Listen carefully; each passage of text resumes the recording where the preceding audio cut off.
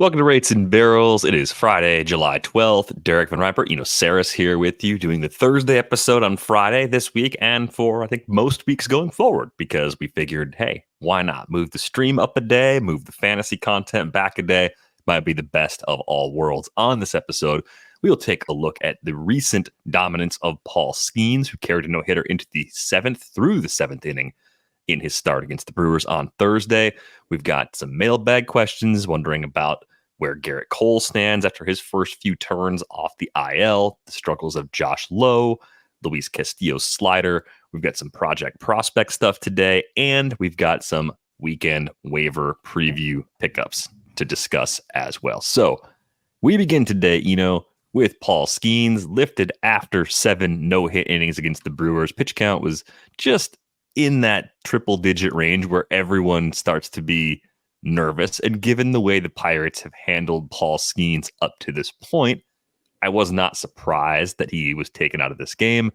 He had an interview on MLB Network afterwards, didn't seem to have any overwhelming problem with it, just given the situation. It was a 1-0 game, and they could use their 2 best relievers in Colin Holderman and Aroldis Chapman to finish it off. And other than some traffic that Colin Holderman had to deal with, the Pirates did get the win. So at the end of the day, I think everybody was happy, except for people who wanted to see Paul Skenes make a run at the no-no. And given that we're up against the All-Star break, I think there was a case to be made for letting him go a little bit longer if they wanted to do it. But I don't think it was necessarily a missed opportunity that we should skewer them for either.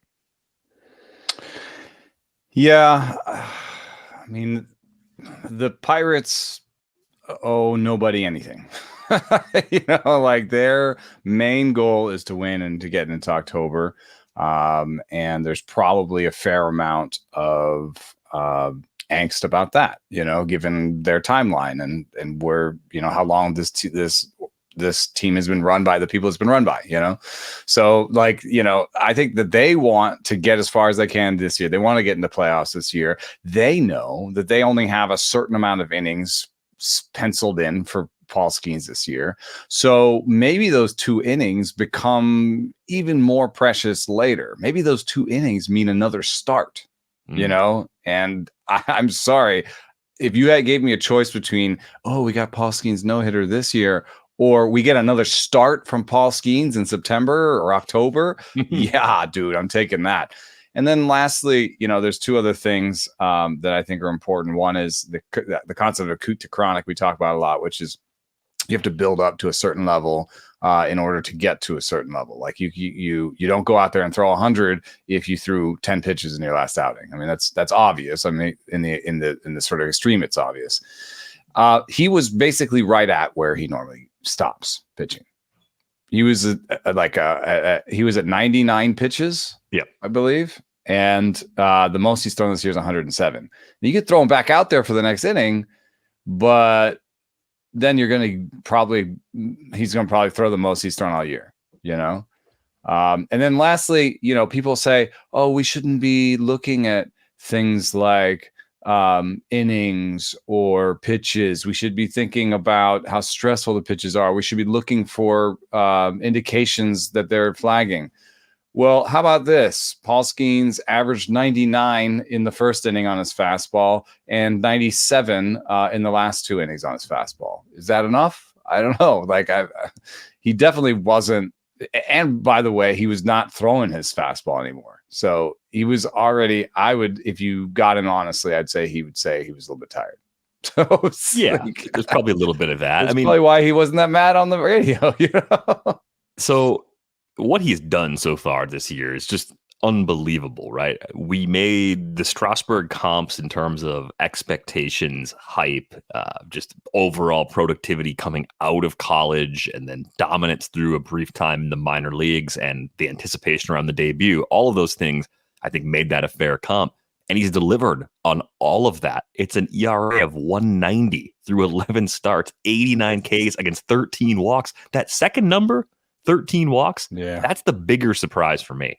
I knew we were going to get a boatload of Ks. We're getting it with an elite walk rate as well. And it seems like the only way to really get him is to pair the occasional walk with the mistake that gets taken out of the park for a home run. That seems to be the only little wart against Paul Skenes right now. He's pitching like an ace right from the jump. And I think all of those sort of ceiling 2025 expectations that we suggested, where maybe he's a top 5 starting pitcher in drafts going into next season, all the groundwork has been laid for that to happen. The literal only thing that would hold him back from that would be some kind of massive innings cap that comes into play sooner than expected, or an injury. That's about it. There's no other real way I could see him tanking his way out of there, because the performance has been that good.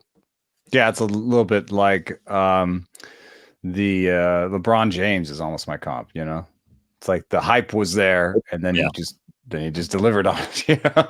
One thing that is interesting is that we talked about unideal shapes. I hope the way I remember it is that I said, don't fixate too much on his stuff plus numbers in the minors, or don't fixate too much on his shape. He's throwing 100, like he's probably pretty good. I hope that's, if somebody wants to check the record, maybe I said something different, but that's how I remember it. And I think what we've seen so far is the fastball is surprisingly hittable for a 99 mile an hour fastball. It's obvious, like it has a 402 slugging, like it's given up 4 homers and 3 doubles and 15 singles. It's easily the pitch of his that has given up the most hits by far, and the most slugging. So, I think that part was true, but you also have to give room for somebody who throws that hard and has an aptitude for pitching, the room to, add a splinker, that is immediately one of the most valuable off-speed pitches in baseball, and that people are hitting 157 and slugging 193 off of. So what you saw in that last inning that was so remarkable was he threw one fastball. And so, he has the opportunity, he has the ability to pitch backwards. He has enough command. He has enough good off-speed pitches to offset a little bit of that shape problem. Oh, and it's still 99. Yeah. It's the fastball getting hit a little bit.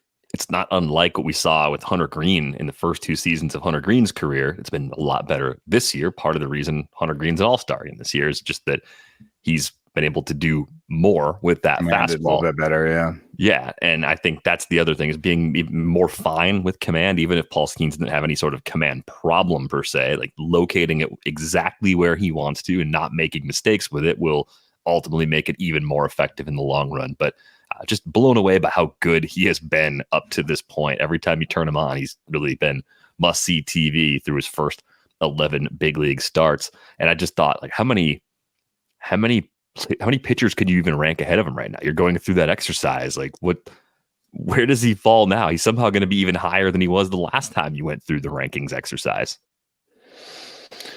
Yeah, the only thing that's ever held him back is just innings. By projections, he is a top 2 pitcher. Tyler Glasnow has a 2.91 ERA projection, and Paul Skenes has a 3.1 ERA projection using Stuff Plus. And then there's a little group around 3.3 to 3.5, like Corbin Burns, Tarek Skubal. So he's obviously top 2, but it's interesting that the top 2 guys both have, quantity concerns. And that's the only thing that's kept me from ranking them 1 and 2 all season. And last season, of course, between LSU and the brief time he was with the Pirates, Skenes got up to 129 in the 3rd innings this year, combining what he did at AAA with what he's done with the Pirates so far. He's at 93 2/3. So there's still some room in these final 2.5 months for him to continue pushing. I had heard the number would be around 130, but if he's made 130 before, I believe that's a conservative estimate. That might be a going into the season estimate. The better the team is, the further they get, the more likely he gets to 150. But you're right. If there are pushed to 160, maybe. If there are 2 or 3 starts like this one where he's really good and they could push him for another inning or 2 and choose not to, you do that a handful of times, that does create that extra room at the back of the schedule to just let him keep going when your whole season could potentially be on the line, depending on what happens between now and then for the Pirates. Some other news, Jordan Lawlar had a setback. He was actually starting up a rehab assignment in the Arizona Complex League. He's going to miss 6 to 8 more weeks after aggravating the hamstring yet again. I just think he's kind of interesting because if you're in a league where maybe you're going to play for next year or sometime down the road, Lawlar is a top 10 prospect, I think, by just about anybody's rankings. And we've barely seen him this year. And I think that makes it easier to trade for him because you'll find people saying, okay, he's not going to help me this year the way I thought. I'm trying to go all in right now. And he's the best young player I can trade that I'm getting nothing out of right now. That's usually the sweet spot for the best available prospect that you can trade for in a lot of leagues. I think Lawlar ticks those boxes. Yeah, I mean, it's why I traded away Drew Jones earlier this year. And I don't know that I'm super sad about trading away Drew Jones because he's still striking out nearly 30% of the time. But this is the best stretch of baseball Drew Jones has ever played. And I'm just using him as an example for, maybe you could follow that process with Lawlar, same guy, same team, and just get on the other side of some injuries. It is a little bit weird that he's had now like 2 or 3 kind of fairly catastrophic injuries. This isn't the first. He had the big shoulder injury. I mean, a 6 to 8 weeks hamstring injury is a big injury. So this is, I don't know, 2, maybe 3 big injuries on the roster for Lawlar. Again, we're on this podcast not going to call someone injury prone too early. So I think mostly in on buying him. Yeah. The other injury he had back in the spring was a thumb injury. He suffered that while trying to just scoop a ball off the ground with his throwing hand during a minor league game. There you go. So, yeah, that's pretty random. The hamstring coming back, I mean, yeah, you start to worry about a soft tissue problem like that comes back being a little more chronic in nature, but we'll just have to see if he can make some kind of adjustments, right? Is he a long strider? Like we talked about that a little bit, I think, with Trevor on the Thursday show. Maybe there's something in the way Lawlar is running right now that can be tweaked slightly that will hopefully reduce those injury chances in the future. Also comes up a little bit with pitchers. Like, I wonder if you just get these lost seasons with players because think about it with a pitcher. How many times have you heard, or I was just talking to Michael Conforto, even it can be a hitter. He's got the best max EV of his like the last 4 years, right? Since his shoulder surgery. Right. And I was like, oh, so you're fully healthy. And he said, well, one thing is I can finally now, follow through with one hand because I had been rehabbing off of the shoulder surgery before. And during that rehab process, we went with a 2-hand finish because you don't trust it. You don't want to re-injure it. You know what it's like to injure it. You don't want to do it again. And so there's like that fully trust, but then there's also, without the full normal offseason, you'll see this, like somebody will rehab something, come back. Like we'll talk about Gerrit Cole later, but they'll rehab something and come back. They didn't have a normal spring. So we don't know where Cole is right now. And in terms of if it like, is he in the middle of March? You know what I mean? Like, we don't know where he is in terms of like how a normal offseason would progress. So I wonder if Jordan Lawlar gets hurt and he's not doing the normal sort of, this is how my season goes, right?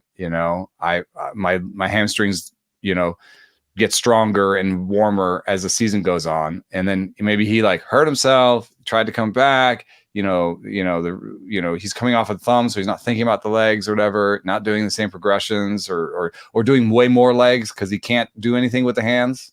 And then he comes back and hurts his legs, So I wonder if there's these things that kind of steamroll because their players are kind of creatures of habit and they have all these things mapped out for them.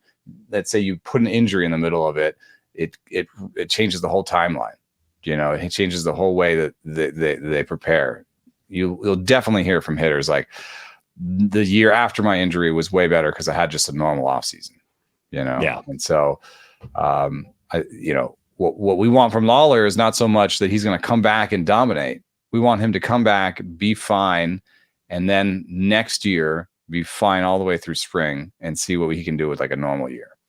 Right. And I think that will probably be an opportunity for the Diamondbacks to clear up their infield a little bit.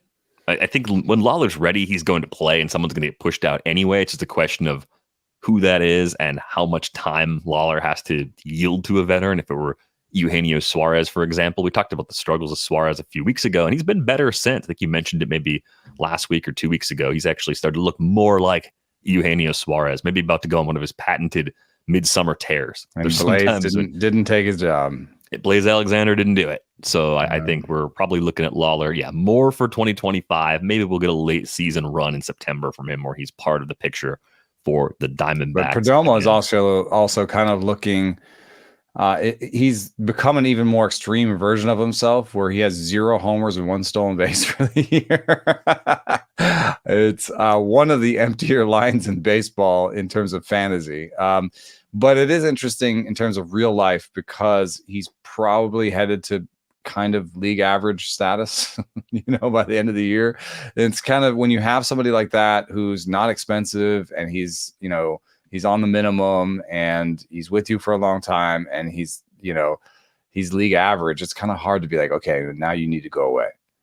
So maybe they'll just choose which has the better arm between Perdomo and Lawlar and move that guy to third. Am I right about Brian Rocchio being this year's Perdomo? It's kind of an ugly slash line, 213, 309, 306, but 19% K rate, 10% walk rate, cheap 7 steals, plays a lot because of his glove. He's only popped 3 homers. It just seems like better fortune on balls in play, and suddenly I'm right. So maybe I'm just unlucky in that call. Did you call that before? Good. Was Rocchio your new Perdomo? Yeah, Rocchio was my new Perdomo, the guy that nobody wanted, who would play a lot and probably in deep leagues be okay. Mixed leagues, it's not really working out. It's one of those reasons to care about defense. There are players that stay on the field longer for their defense. Yeah, even in that organization, I wonder though, as they continue to tweak other hitters, that they can't get more to Rocchio, if they'll eventually move on in Cleveland.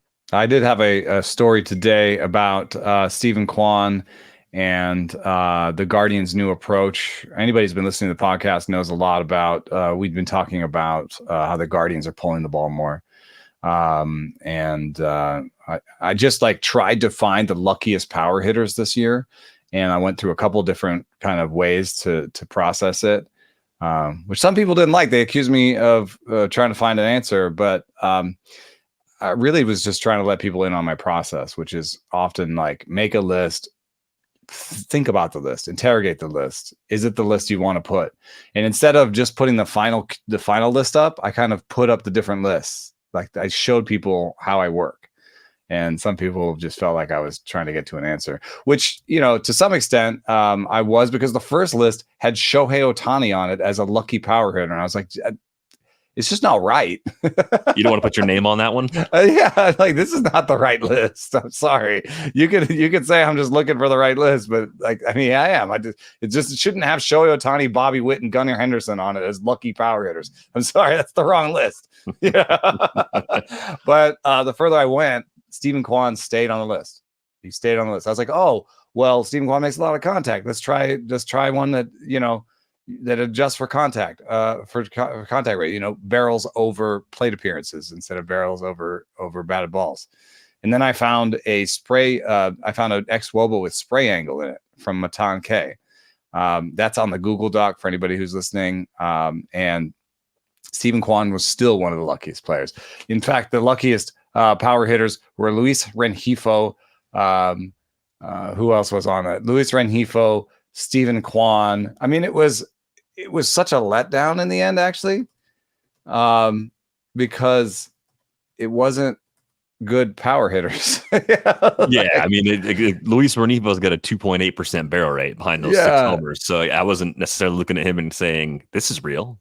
Right. It didn't open up anybody that I was really surprised to see, and it didn't open up anybody that you would count on for power. I think even the biggest Stephen Kwan supporters would be like, maybe he won't hit another 9 homers in the second half.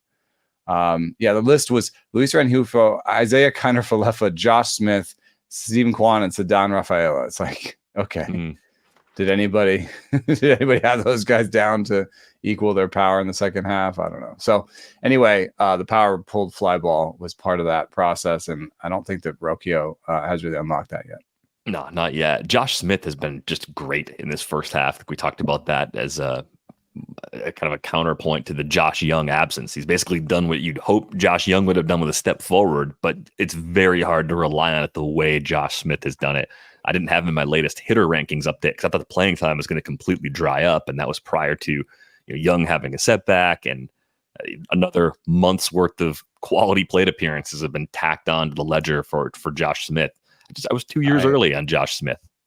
I know that I've gone on my anti-comp rant, but sometimes it's just it's fun to put a positive one on it. And somebody gave me this comp, so I'm just passing it along. Somebody in that organization called him a Tommy LaStella with glove. Okay, well that's good because Tommy LaStella did not have glove. Definitely a shortcoming in his skill set. But the idea is high walk rate, low strikeout rate, decent power, if not great power. So, maybe kind of a 260-10-10 guy or a 260-15-10 guy. I wonder, would it be a smoldering hot take if I said Josh Smith will steal more bases than he will hit home runs the rest of the way this season? It's 8 homers against 4 steals so far, but if he's not really supported by barrel or EVs, really. Yeah, so he's got 61st percentile sprint speed, and if he's on base all the time, maybe that's the way he's able to add a little extra value if he's not hitting homers. Yeah, it'd be interesting when Evan Carter comes back, this team becomes pretty fast.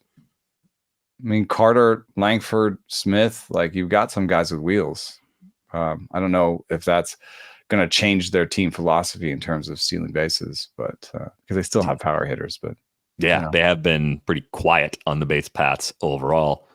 One more baseball news item to get to. We have another update in the Wander Franco case. Franco's been charged with sexual exploitation of a minor and human trafficking. The latter charge was kind of the added thing that we didn't see coming necessarily. Carries a maximum prison sentence of 20 years. That's just for the human trafficking. The first preliminary hearing for the case is next month, August 14th. So we'll probably have some more information once that happens. But things are moving very slowly in the Wander case. Yeah, I think you just legally, you don't like to bring cases unless you win them in terms of prosecutors. So you wait until you have everything in line, and then you drop the hammer. And they also indicted the mother of the daughter. So, there's some blame to be spread around some people that helped him do what he did. And it looks like he did. I don't expect him to come back. Some people were surprised to learn that he'd been being paid because he was on administrative leave. He's now on the restricted list and not getting paid. I think it's hard. Administrative leave is something where you're telling them to stay away. Mm-hmm. And so if you're telling someone to stay away, you kind of have to pay them because you're telling them to stay away. And that's something where charges are pending, or we need to figure out what's going on. That's administrative leave. That's how it works. Restricted leave, restricted list is he can't be here. He physically can't be here because he's, he can't get a visa. He's, charged. So now he's not getting paid anymore. So that's a technical matter, but that's really what's happening. It's a really sad story all around. Sad story, and it keeps getting worse the more details that we get coming out of the Dominican Republic about Wander Franco. Moving on to some mailbag questions. We had a nice group of those come through our Discord. If you'd like to join the Discord, you can do that with the link in the show description. This first one comes from Peels25. Our thoughts on Gerrit Cole after his first 4 starts. Hasn't been an impressive run for him so far. So where are you on Gerrit Cole since you've got a pitcher rankings update coming up here in the near future? Yeah, I do have a working ranks that I updated a little bit. I put a date on it, the 8th, and I'm going to update it again. When I do a working ranks, it's just a view into my process. I'm refreshing it, trying to get rid of injured guys. Also leaving it. I've opened it up to the Discord and told people on the Discord, argue somebody up or down. Tell me what you think, and I'll look at it. I think there was already an argument up for Luis L. Ortiz after what we talked about with the cutter and the changeup. He's at 113. Maybe he'll go up. I hear you on that one. Whoever reached out to me on him. Right now, I have Cole 25. The projection is still good. It's for a 3.49 ERA.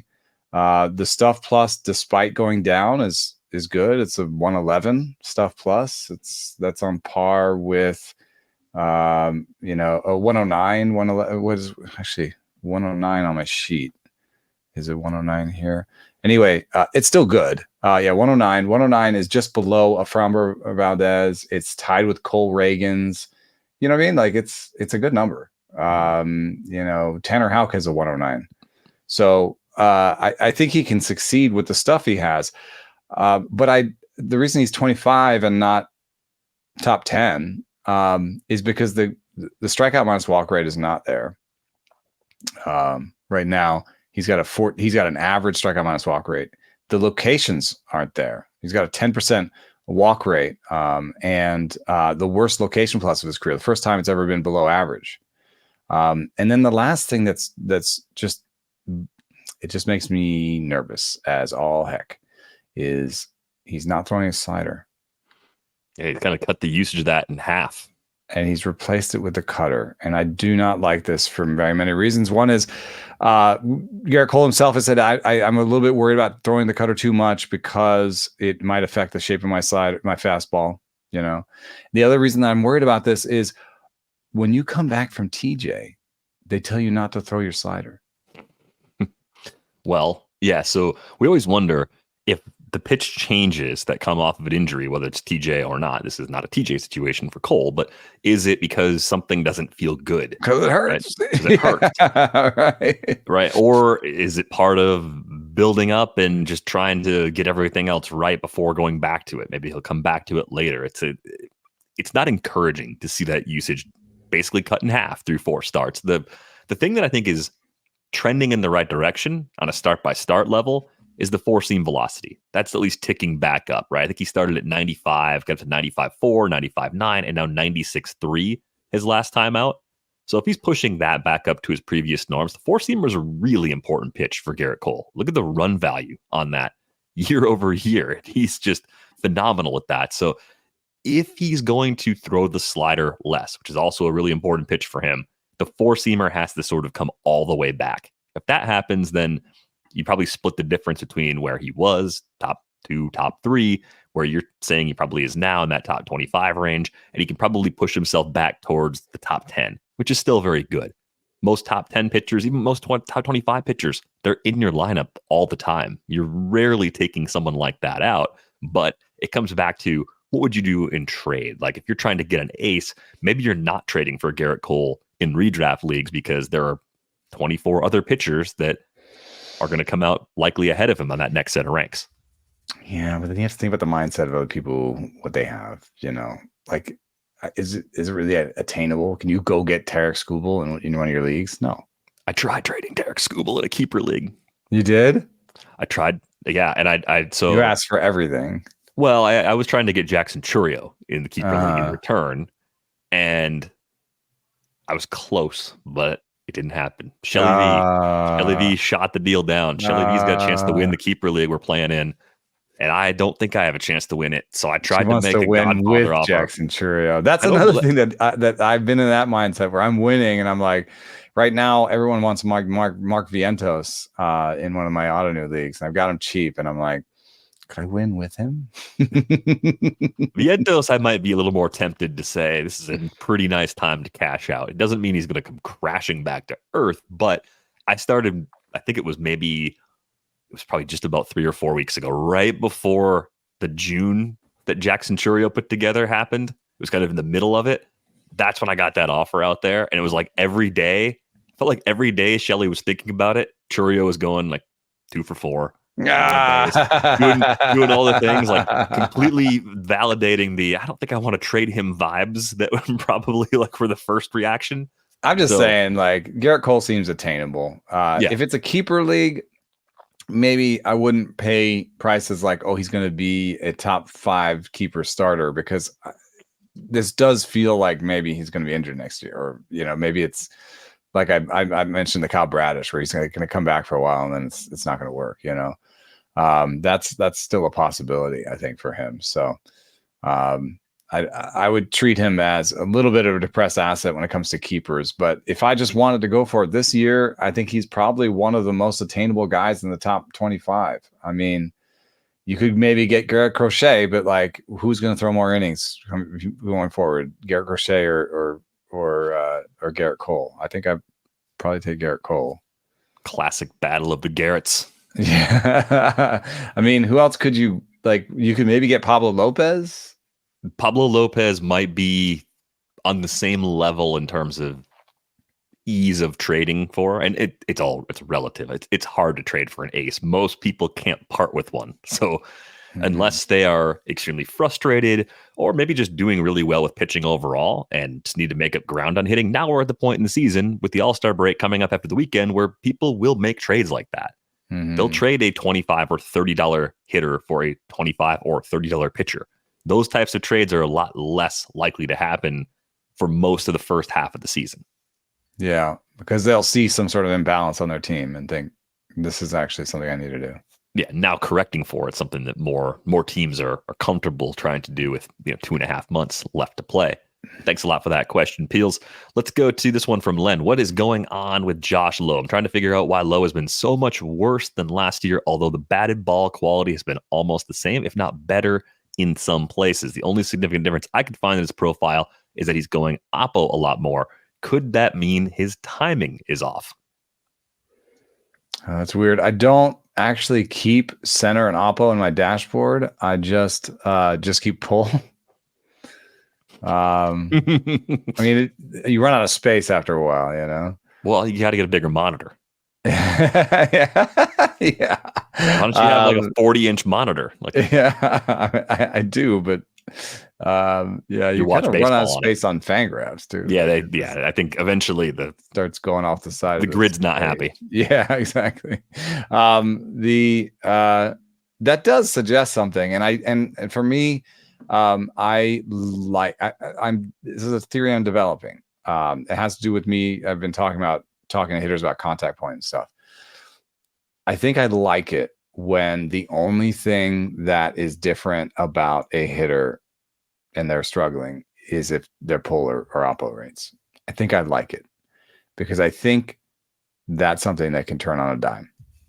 Right. I do think it's timing, as Len suggested in the question. I think that's often the explanation. Now, I'm trying to think of an outlier explanation. Could teams be pitching someone differently, and that's caused them to go the other way more because they are seeing a heavier dose of stuff that's outside, compared to previous years where maybe they were pitched inside more often? Like, sure, that's possible. I don't know if that much of a shift would happen just from how teams are game planning against the hitter. But it's at least he's seeing a lot more sliders and a lot fewer four seamers. Because I think his initial problem speaks more to timing, because you're not going to fill up a lefty away with sliders. No, unless he stays Tanner Houck. It's lefty sliders. But, if it's a righty, Tanner Houck might. But, like normally the righty approach to a lefty, and he faces more righties, doesn't even face that many lefties. So the normal righty approach to a lefty is to back foot that thing. So he's not going oppo on a back foot slider. So I don't think it's about how he's being pitched.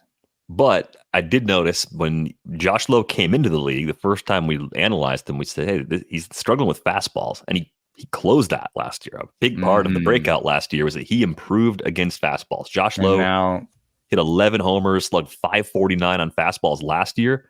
He only slugged 398 on fastballs in 2022. And this year he's back down, at least for now. The difference is, if you look at the whiff percentage, which I know is a little bit how they calculate it on StatCast, it's not always the same way. Up on sliders? It's up a little on breaking. It's the same as last year almost on fastballs. He was 28.4% by the StatCast whiff percentage on fastballs last year. He's 29.4 now. When he broke in 22 and got that extended run, it was at 36.8%. Yeah. So seeing that the whiff rate on fastballs hasn't gone back to that 2022 level, that would be another small indicator I'd look at and say, okay, yeah, this could be more of a timing thing than anything else, or a correctable sort of thing. Matt Olson said that once he got really good at fastballs, it opened up the bottom of the zone for sliders. And if you saw Matt Olson that 1 year where his strikeout rate went down, that was the year he made the adjustment to hit four-seam fastballs. And so his strikeout rate went down. So it is an interesting debate. It's going back to the Saber Magician, talking about how, we care too much about these things that have decimal points or whatever. But one thing that's interesting is maybe he's a true talent, 30% strikeout rate guy. Like, we tell ourselves these stories about why he improved his strikeout rate and he got better against fastballs and he covered up. Well, Matt Olson said, well, I covered the four-seam fastball and it opened up the bottom of the zone for sliders. And so they just started filling up the bottom of the zone with sliders because they knew I was targeting the fastball at the top of the zone. And what did we see with Matt Olson's strikeout rate? It normalized to his career rates the next year, right? So I think the one thing that is true now that we know about Josh Lowe that's not necessarily positive is he's probably a true talent, 28 to 30% strikeout rate guy. That's where I would peg him. So I don't think necessarily his strikeout rate's going to get a lot better. I think his BABIP will get better. That's a little low. I think his in-game power will get better. And I think he's probably a true talent, 230 to 240 hitter, maybe 310 to 320 OBP. Still a guy who can go 20-30 like he did last year. I don't think he's going to hit 290 and have a 330, 340 OBP going forward. All right. So I think that's generally a buy indicator grade from, like short-term and long-term, because it seems like when healthy, Josh Lowe has one of the coveted everyday spots in the Rays lineup, as opposed to the shared spots, which are always a source of frustration for us on this show. Got a question here from Spider 3909 to be exact. What is going on with Spider? No, I don't think so. What's going on with Luis Castillo's slider? Year over year, the stuff plus numbers on that, it was a 109 back in 22, a 117 a year ago, and a 77 at the time Spider sent this question for 2024. StatCast Spider thinks the slider looks less consistent also. So is something wrong with that pitch this year for Luis Castillo? I don't know what's going on in July, dude, but he's averaging 83 on it. It's the worst he's averaged on the pitch since 2018, which was when it wasn't a very good pitch for him. He was just learning it, and that was only the first half of 2018. Since then, he's been 86 on that slider ever since. So that's not good. In terms of vertical movement, he was also losing a ton of vertical movement over the course of this year. So even though, even before he lost all that velo in July, he was losing drop on the pitch. These are the kind of the whys in terms of why is the stuff plus down.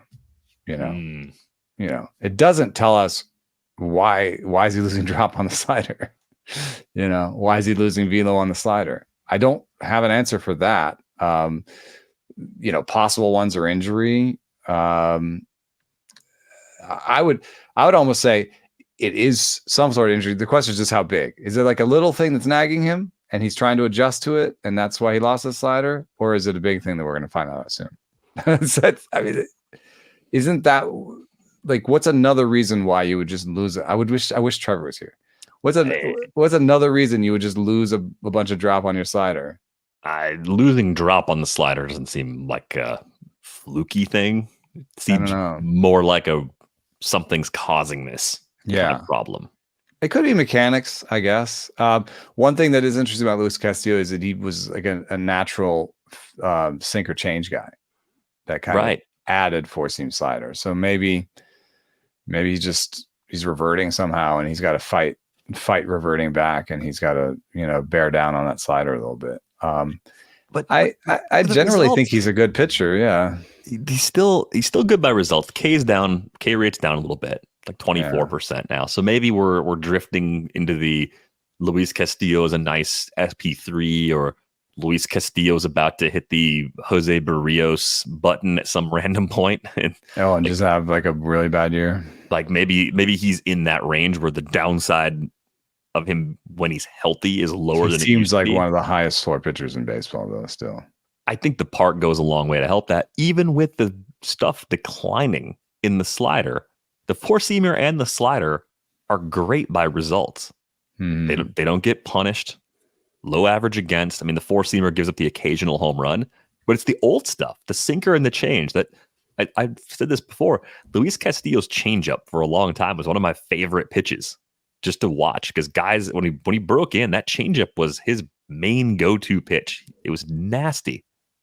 Like this is 5 years ago now when it was great.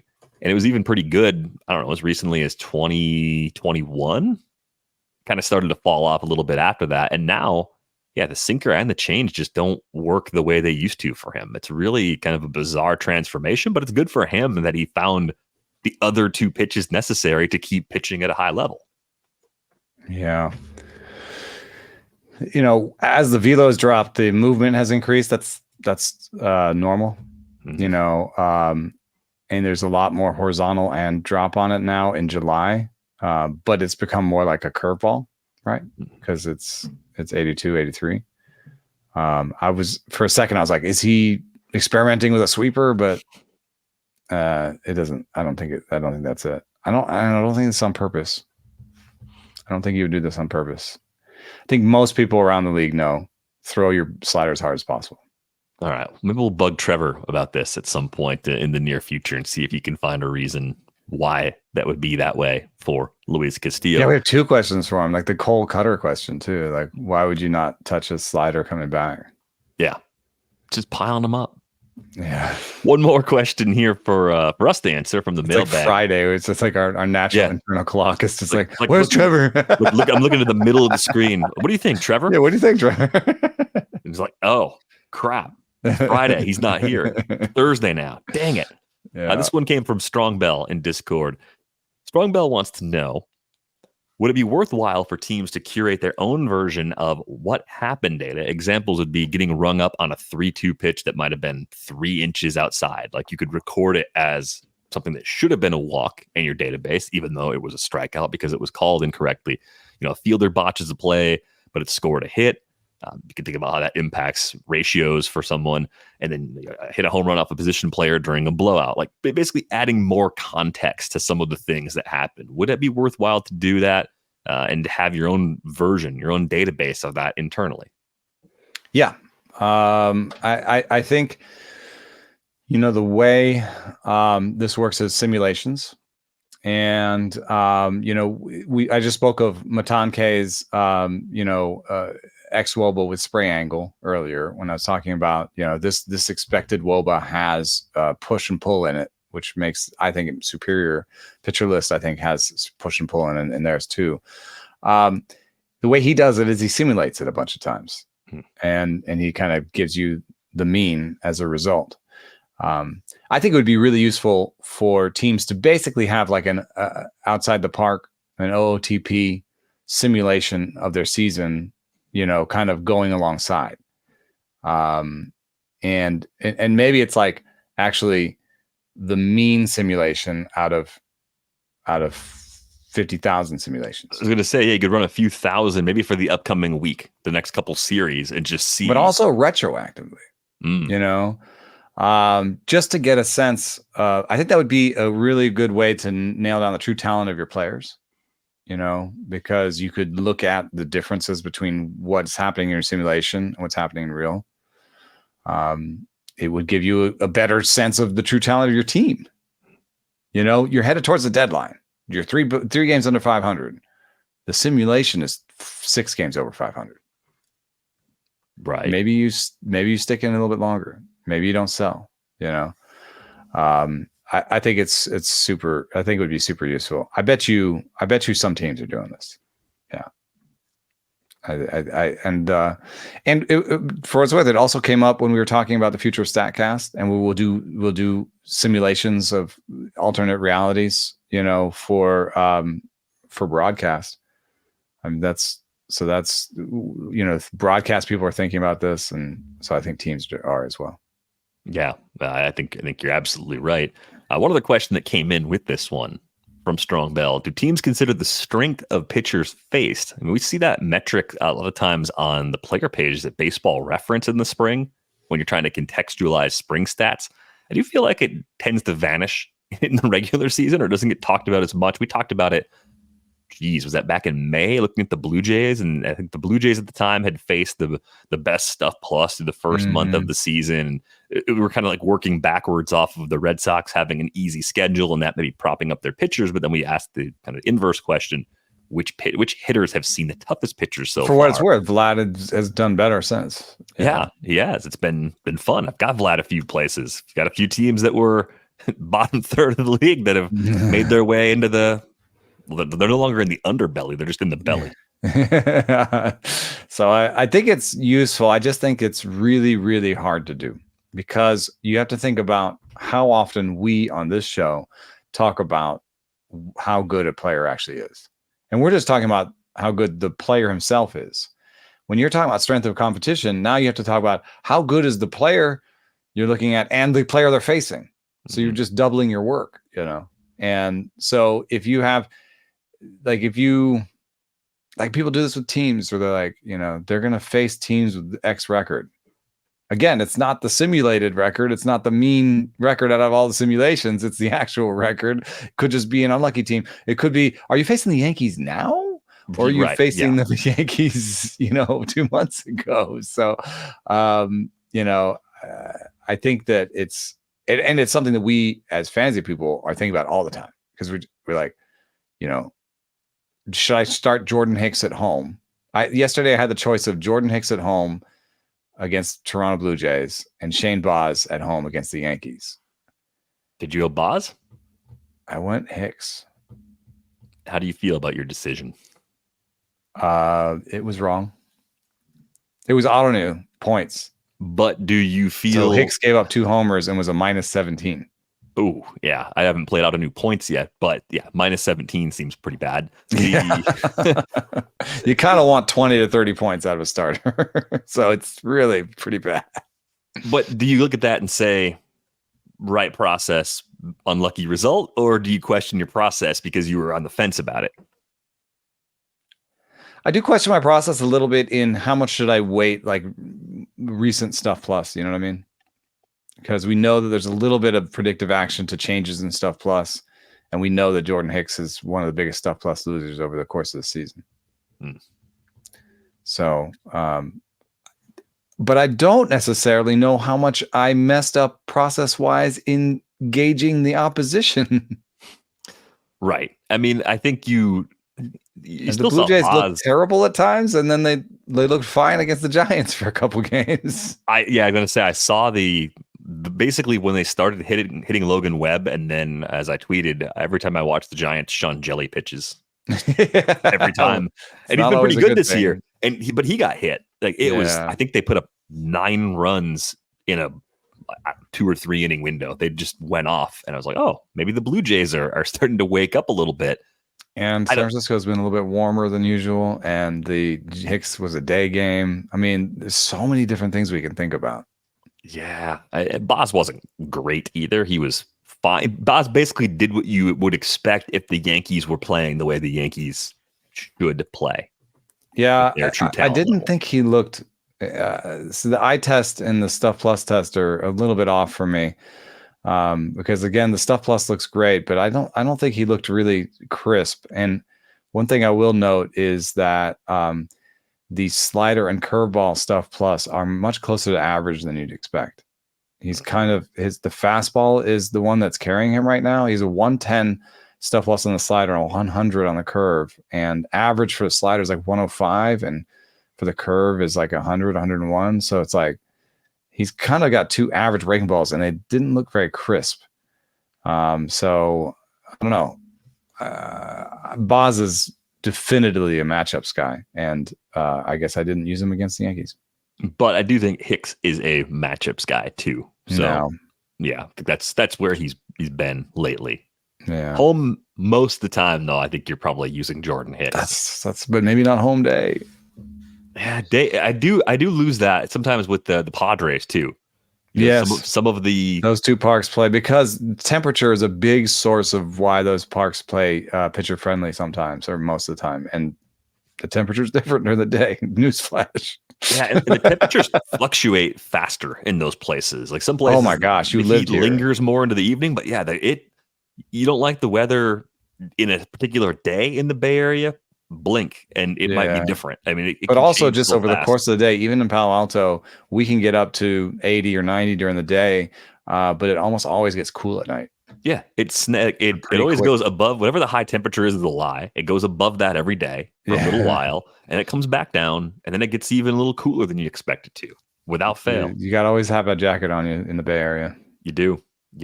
It's or hoodie. Sorry, hoodie. It's definitely a hoodie place. But you say you use it less now than you used to because things are changing. By the way, it's hot everywhere, which means Summer League is back, which means the NBA, the Athletic NBA show, no dunks. They're actually at the Summer League. Lots of great content there, breaking down all the big stories. Be sure to check out both of those shows wherever you get your podcasts. They're doing prospects. We're going to do prospects.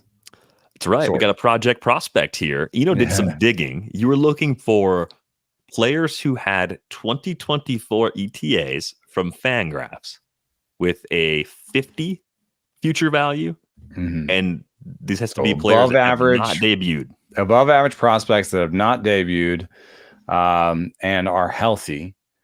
So basically, here's their stash list. Warning, it's a little ugly. Kevin Alcantara, who has like a 115 stuff plus 115 WRC plus in the minors, but could be on the list at some point. I kind of doubt he's coming up. Emmanuel Rodriguez is playing okay. He's the twin center fielder with a lot of power, but he doesn't seem to be on the list yet. Like where does Julian figure in, and like is Julian before him, and you know what I mean? Like I guess maybe with a Buxton injury, you could see an Emmanuel Rodriguez call up. Will Warren still has okay stuff plus numbers in the minors for the Yankees, but not good results. And I think they'll trade for an arm before they promote Will Warren, unless, of course, there's an injury. So he could come up. I just don't think he's necessarily an amazing stash. Drew Gilbert has been hurt. He's an outfielder for the Mets. He also hasn't played well. Then there's Jairo Iriarte, who went to the White Sox in the Dylan Cease deal. He's doing okay in Double-A. I suppose he could come up, but I don't know how excited I am to stash him. Mick Abel is not pitching well for the Phillies, and they're a great team. I think they would trade before calling him up. And then Diego Cartaya, who's a catcher for the Dodgers who strikes out 30% of the time, and they've got a pretty good catcher. So yeah, Will Smith's pretty good. Yeah, that list to me is all guys with the exception of maybe Iriarte who need a trade to actually get an opportunity. They could be traded. I don't think the Cubs are buyers, but the Twins. I mean, I think it would be a Pablo Lopez type deal if they were going to give up Emmanuel Rodriguez. Yeah, I don't get the sense they want to do that. He's actually just working his way back from a thumb injury. Mm-hmm. So he's been playing in the Florida Complex League recently. Got hurt in June sliding into second base. Jeez, man, his slash line is bonkers. I just want to see what he does over a larger sample. Who runs a 479 OBP at Double-A? Yeah, but he does have strong in-zone swing and miss problems.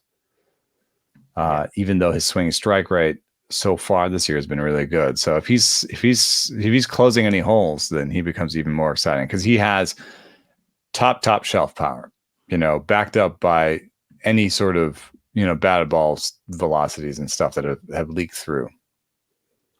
Who's probably going to the fall league? Emmanuel Rodriguez. Yeah. Kevin Alcantara went last year, so I don't know if he's going to go again. Kevin Alcantara, I feel bad because the look we got wasn't a good look. And every time I get a bad look in the fall league, I need to develop the ability to just care less about that. It's like my Tovar look. It happens. It's late in the year. This guy's been playing for a few extra months by the time we get there. And also, like, you can just look at a guy for a couple of days and you're not really getting the full picture of what they can do. Right. And he also, but I think it was the home run derby too. He just, even in that setting, didn't look great. And I think that was also kind of weighing on me all season. But yeah, I'm curious to see like what they do with Alcantara. It's a really high ground ball rate for Kevin Alcantara too, and it has been. There's only been one stop where it's been below 50, really. So I'm a little pessimistic about him. Do you get him as more of like a throw-in in a keeper dynasty league though? Because if it clicks, I get it. I understand why the raw tools. He's great. 22 and has only been above average at AA. Yeah, so. Like even with the struggles, air quotes, he's still been good, above average everywhere he's played, other than a brief stint in rookie ball when he was 16. What? Yeah. So I think there's still a ton to like, even though it's not necessarily jumping off the page yet with Kevin Alcantara. Let's get to our weekend waiver preview. Oh, and by the way, if you like prospect talk, Melissa Lockard's going to join the show on Monday. We'll talk a lot about the players drafted on day one of the MLB draft, which gets underway on Sunday. Weekend waiver preview, though.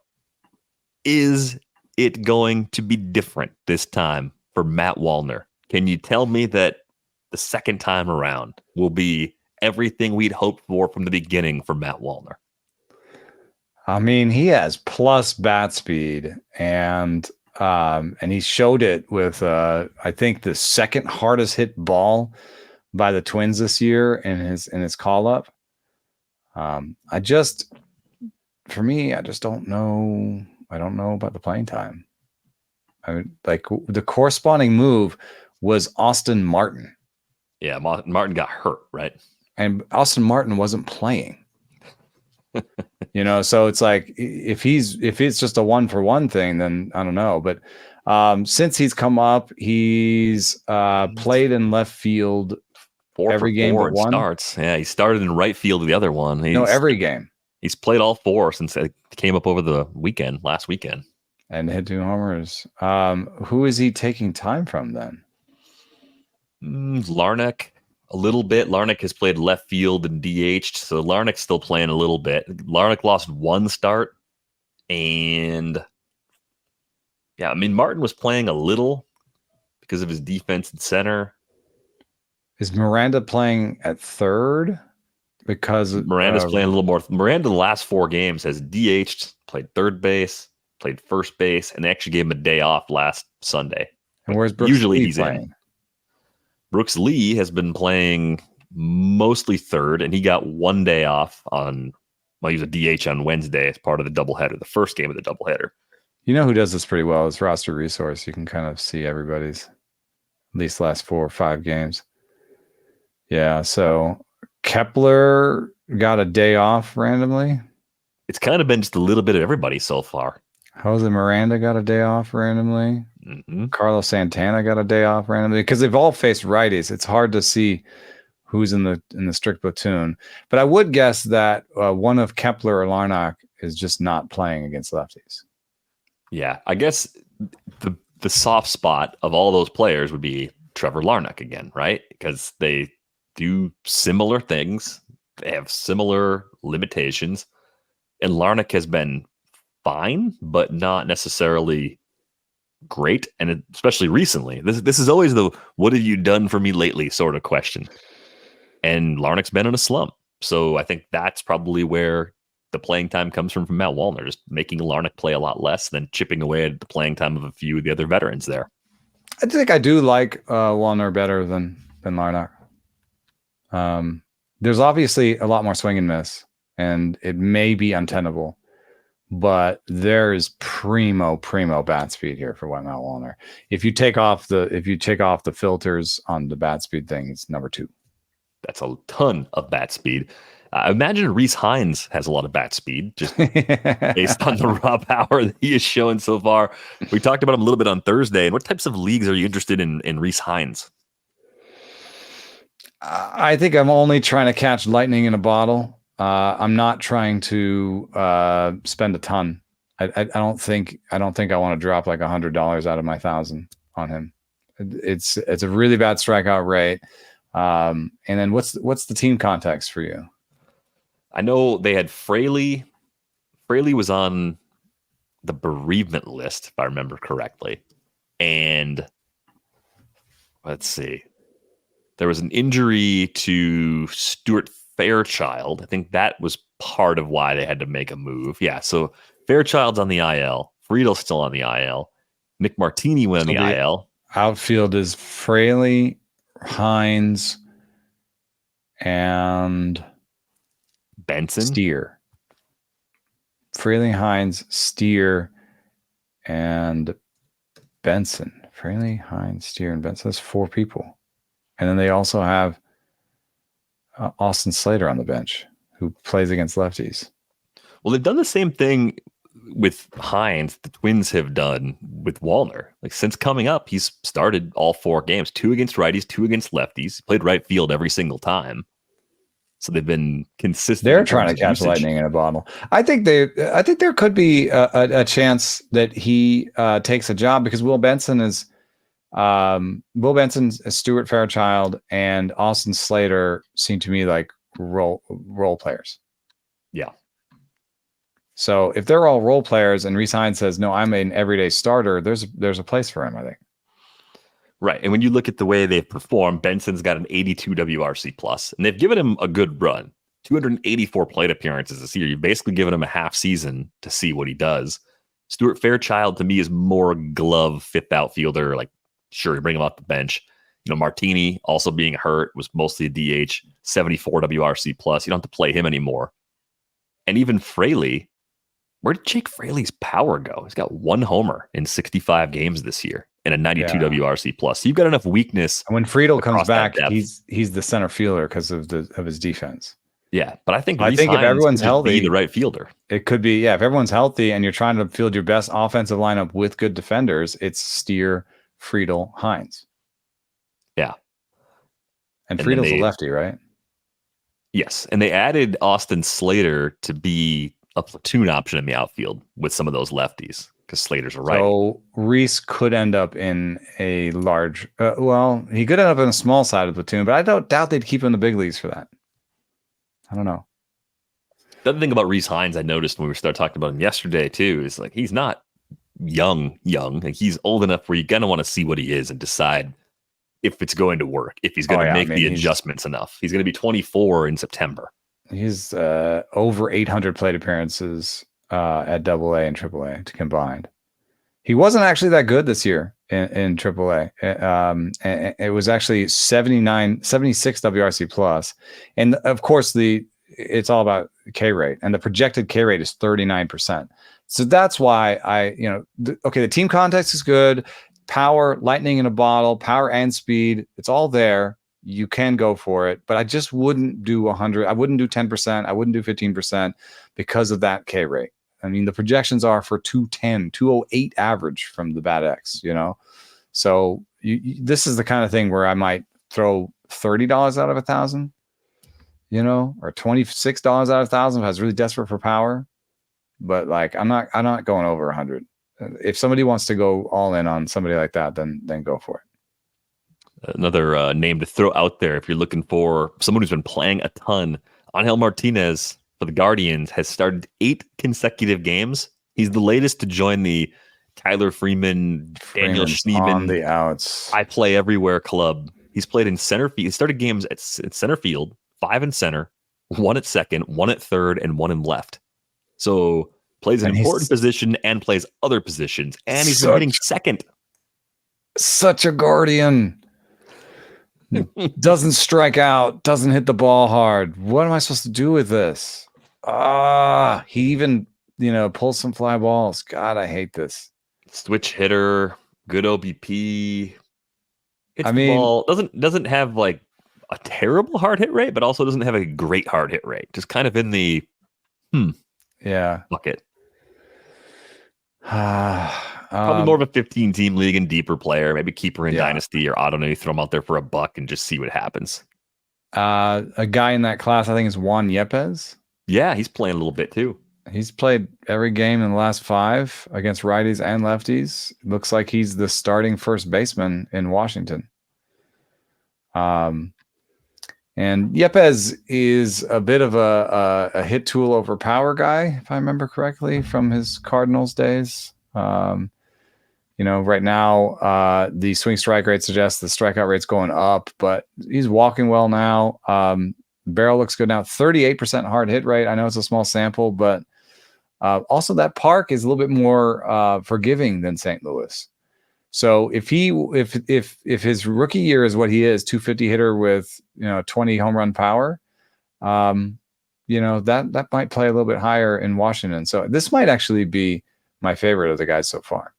I'm not saying put $100 on them. I'm just saying maybe you put $20 on all these guys and you win Juan Yepes and you're happy about it. You know what I'm saying? Yeah. The cheap waterfall bid comes through. The contingency, exactly. The backup plan. So we talked about a few of the arms that are available, like Yilber Diaz. We saw his debut earlier this week. Luis Ortiz came a little bit earlier in the show. We kind of like what he's been doing, getting an opportunity with the Pirates right now. I think there are two relatively new names to the pitching pool people are wondering about. One with the Dodgers and Justin Wrobleski, and then the other, Keider Montero, who's getting a spot in the Tigers rotation lately, and they just put Kenta Maeda in the bullpen. So I kind of think Montero's interesting, man. Like I was looking at the pitch mix, and it's decent. There's not a lot of ride on his fastball, so that's probably going to be one thing that models don't love about him. But pretty good velo. I actually saw a little bit of maybe like, I don't know, like an approach that works against minor leaguers that won't work against big leaguers, where he was throwing his fastball. He was throwing a lot of low four seamers. He's throwing at 97, but I don't think that's going to work for a long time. So I think part of my intrigue with Keider Montero is trusting the Tigers will get him to throw his fastball higher in the zone and that he can do it. Like if he's able to do that, he's got a good slider, he's got a curve and a changeup. So it's 4 pitches. It's a nice home park. I think he could be one of those relative out of nowhere guys that comes up and is actually useful in deeper leagues. Yeah, I would target him for at-home starts against, the Royals and White Sox and, be conservative at first. But there's a lot to learn here about him in the next few days because the slider looks legit. The curveball looks like a positive in terms of, his third pitch. He even throws a changeup, which rates sort of average-ish. Right now, and the command looks okay. So, does not yell to me like this could be like an ace. No. But I think a functional mid-rotation ceiling is possible, and it might be, I don't know. We've talked about guys like Davis Daniel and some guys that were getting chances in other organizations that have been a lot less interesting. Yeah, exactly. I think there's a little bit here to work with. Yeah, Wrobleski, I think he may just be keeping the seat warm a little bit for I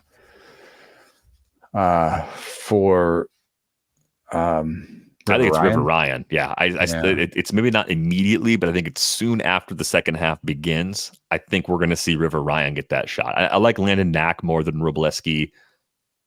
Paxton versus Wrobleski becomes more of just a matter of what do you get from James Paxton. If Paxton struggles enough, he can pitch his way out of that rotation. That's absolutely possible. But after the really early, ugly underlying numbers, things have occasionally looked a bit better from him. Yeah. I think he's out of the rotation before September. I just don't know if he's going to hold on to it for the next 6 weeks. James Paxton, you're saying? Yeah. Yeah, no, I don't get it. In the last time I talked to Paxton, which was like last week, he's telling me he doesn't care about, pitch movement numbers or any of that. And that he can see what a good pitch is. But I don't know if I trust his eye because he threw that cutter at 85 miles an hour for 3 years, when it wasn't a good pitch. And he claims he can see what a good pitch is with his eyes, but he was throwing a bad pitch over and over again. With the curveball as a secondary pitch, we can see that his whiff rates are down. His K-BB is terrible. His stuff plus is terrible. I think he's been lucky to have a 4.2 ERA. Yeah, I I think he's losing the job eventually. I just don't know how long they're going to go before they finally make that move. Wrobleski's not, I don't know, he's not bad.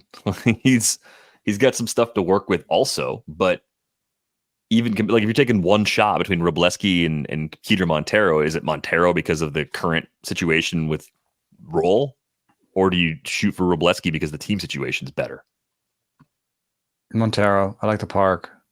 The Dodgers are playing 500 baseball. Yeah, it's been a rough stretch for them. Yilber Diaz is on the forefront of a bunch of people's minds because he's up with the D-backs. He always had really bad command metrics and command grades, if I remember correctly. Let me see if I have that right. I got to see some of that debut. He looked pretty good. 30 present, 40 future command from Fangraphs on Yilber Diaz, and walk rates that until this year were consistently 12 to 14%. This year, there's been a little step forward, and with the ABS. So that command looks interesting. I thought it looked okay, but there's an interesting thing out here. Let me see if I can find it. David Gerth, Gerth, has a pitcher similarity tool where you can input some key metrics for a pitcher's pitch and then find who he's most like. And I put Yilber Diaz's fastball in, and it spit out Logan Gillespie, Adam Mazer, Hayden Birdsong, Roansy Contreras as the most similar fastballs. So I'm fairly certain that Stuff Plus has him nailed when it comes to poor fastball. It's a fastball with like around average movement, but it comes from a release point where you'd expect that average movement. You know what I mean? Yeah. So there's nothing deceptive about it. It is 96, so that's good, but there's nothing else that's good about it. And then the curveball that people have asked about that Stuff Plus says is terrible, 23% curveball, 23 Stuff Plus curveball for Yilber Diaz. Well, he threw 7 of them. It's possible that that's not enough, but it also, I don't know, it's a 78 mile an hour curveball. Like, is that going to change? Is that, like, let's say that's 100 instead of that. It's still not a great arsenal for me. I think the command will be exposed at some point. 83 mile an hour slider. You want your sliders over 85. So there's the only thing he really has going for him analytically, process wise, in the pitch movements and shapes is the velo and the fastball. Everything else looks pretty bad. It just looks like a profile that will struggle against lefties to me, as it's currently built. That too. I mean, they'll have to throw that curveball a lot more against lefties, and we'll see how that does. Yeah.